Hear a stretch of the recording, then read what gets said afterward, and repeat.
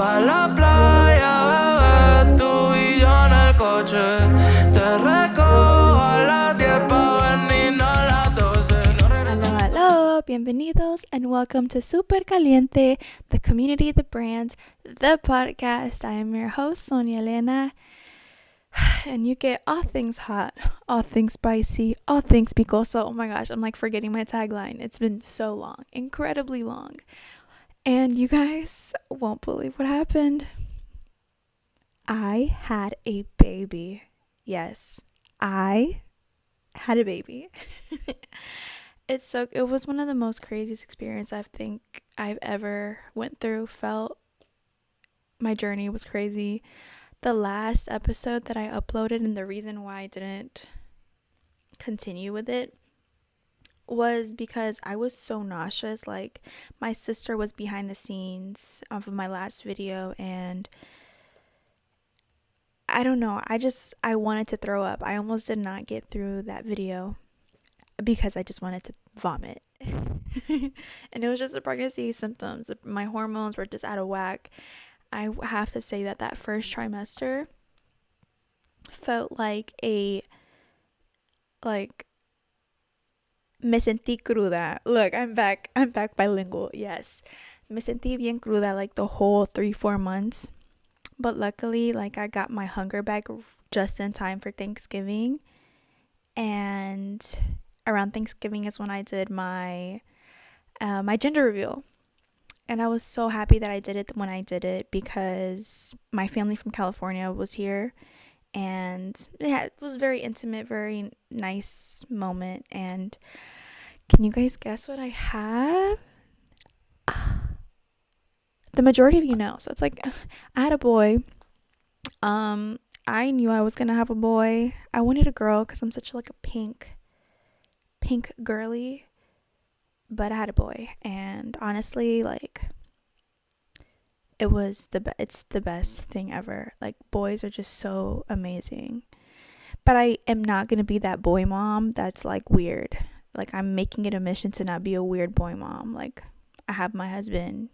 I don't need to have my son be my boyfriend, if that makes sense. I'm not gonna get into the specifics, but if you know, you know. But what pregnancy and birth and postpartum has taught me has been self-worth. I honestly feel like I have tapped into a new version of myself, and I'm not even completely there yet, but I'm like tapping at the door, like, déjame entrar, toc toc toc.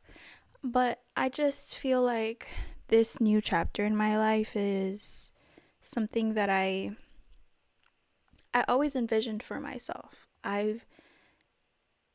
If you ask any of my friends, like, we would be in the back of the bus, badass kids, we would be in the back of the bus and ask each other questions. Who's going to be the first person to get married? Who's going to be the first person to have kids? And in all of my, like, diverse friend groups, each time it's been me. I don't know si creyeron that, like, oh, she's going to get knocked up first because she fast. But I think everybody just thought that, like, no, like, I think when the time comes, she's going to be the first one. She's going to be ready. And lo and behold, I was not ready.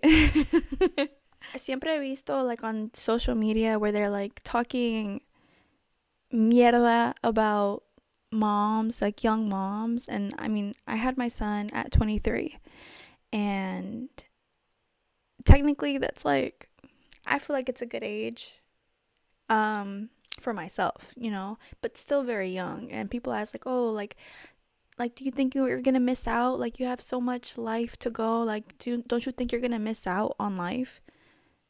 Baby, I was getting drunk at quinceañeras when I was 14. I lived a fast life. It's not funny, but it's funny, because I'm just like, I don't know what else there is to experience. The only thing my undocumented ass needed to figure out or needed to experience was just traveling. And quite frankly, anytime that I've ever traveled, it's always been fun, more fun when it's with family.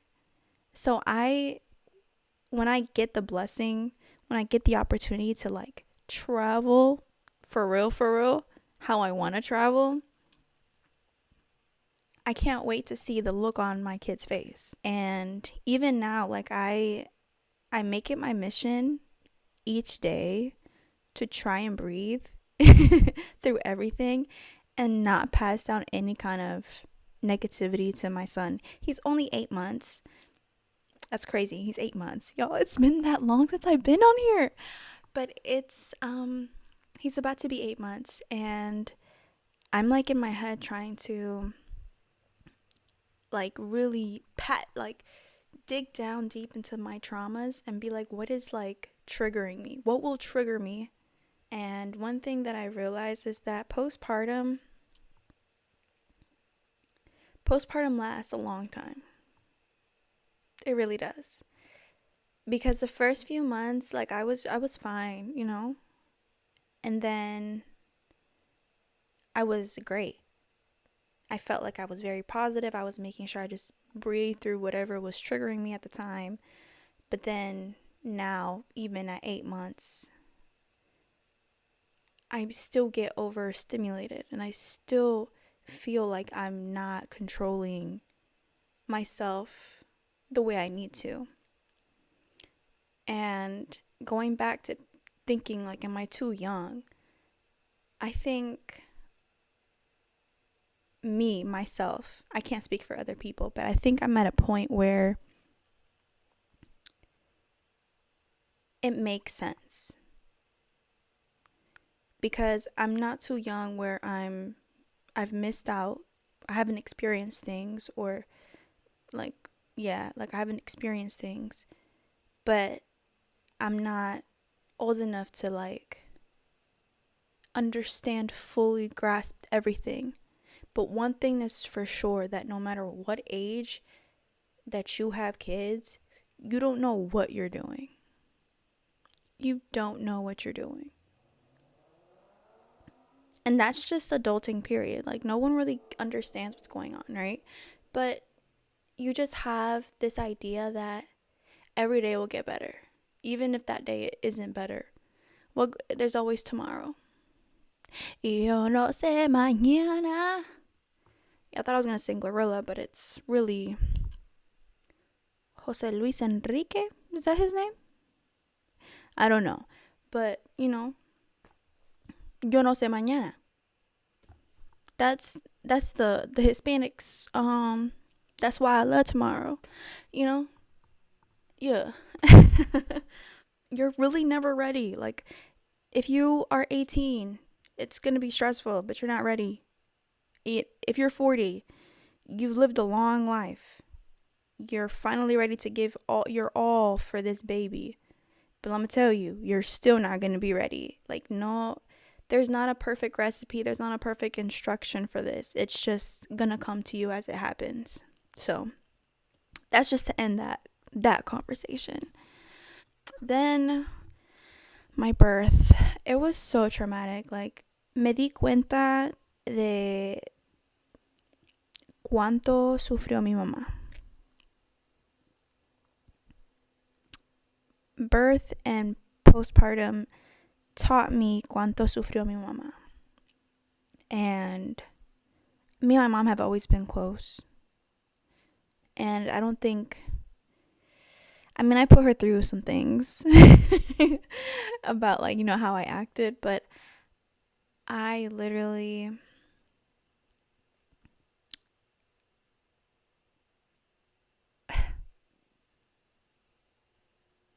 I cannot imagine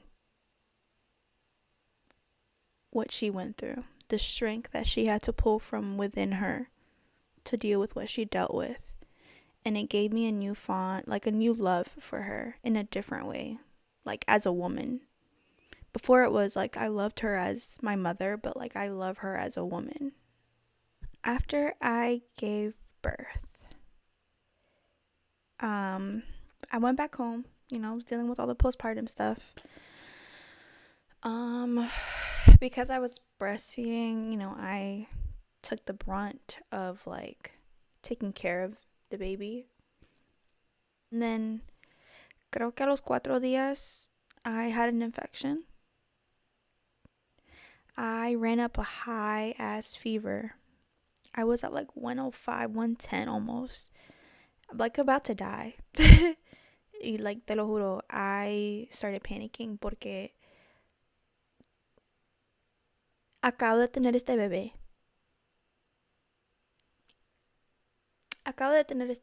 And in my head I'm thinking, what's gonna happen if I'm not here tomorrow?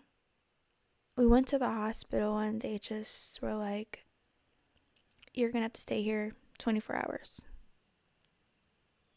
Okay. But because we're dealing with Noah's jaundice, I'm like, he can't stay here. Like, he just can't stay in this hospital because he needs sunlight. He needs to be out, getting some vitamin D for his body to stop looking yellow.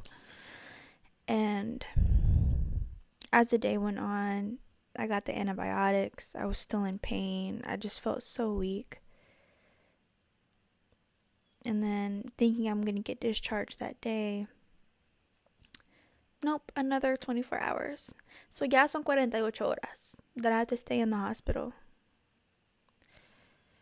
And I was like, I still feel that pain. Like, that first week in his life, being gone for 2 days, 3 days, I couldn't, because I didn't know if I was going to make it. They were giving me the antibiotics, and I'm just thinking to myself, like, is this working? Is this not working? Like, why? No one is saying anything to me. And I was hearing about people's, like, horror stories. So, like, in my head, I'm already like, you know what? Whatever my pain tolerance is, or wherever my pain level is, I am going to raise it up 3 points so that they'll take me seriously. And towards the end, they were giving me stuff, and I'm just asking myself, like, is it gone? Is this infection completely out of my system? Like, what's going on? And I asked the lady, I said, can someone explain to me what happened? I have an infection, but what happened? And so she was like, to dumb it down, you had an infection. We gave you antibiotics. You're fine. Así me lo dijo. And like I said, mi suegra really stood up for me. Ella trabaja en un hospital, and she was like, no. She's like, no. Mind you, she's all the way in Jersey. We're here in South Carolina. And she's just like, no. And she starts, like, going at her, like, you're not, like, explain it to them. And, like, she got upset. Like, I was wasting her time. Like, no, I just need to know what happened. Like, ¿qué me pasó? ¿Qué me pasó? Like, is it so hard to tell me, like, what happened? Like, what could have caused it? Because I could have died. I was, like, this close to going into septic shock. What happened?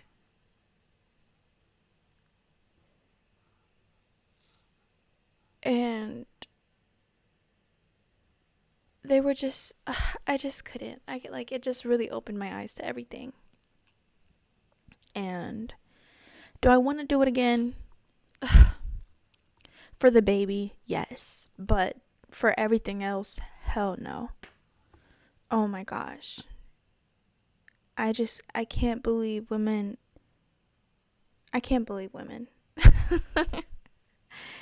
Oh my gosh. I got a gorgeous son out of it. Gorgeous. Bello, bellísimo. Aunque some people thought that me iba a salir un poco más morenito, he's perfect, Who knows what he'll look like in the future, but right now, my little Jamaican Mexican baby is adorable. Alright, so what's up with Super Caliente? I am going to get back into this, you guys. This is my New Year's resolution. This is what I am focused on. I am literally Miss Yap. Miss Yap, Yap, Yap. And I feel like I can put my all into this now because I'm not nauseous. I'm not dealing with anything. And anything else that does complicate it, like with Noah growing up, for example, I feel like will only make my drive a little bit stronger when it comes to this. I am blessed to even be able to do this hobby whenever as I wish. Shout out my husband. But like my goal for this podcast, for this community, is to be personal, to relate, to inspire, to motivate. I say this my 2025 vision every single morning because I fully, wholeheartedly believe in it. I'm not going to share it with you guys. Maybe at the end of the year. I'm not going to share it today because usually when I say things about a long-term goal, it doesn't happen. And I don't want to do that. I don't want to jinx myself. But I want this community to be about just loving one another because we need it this year, in the next 4 years.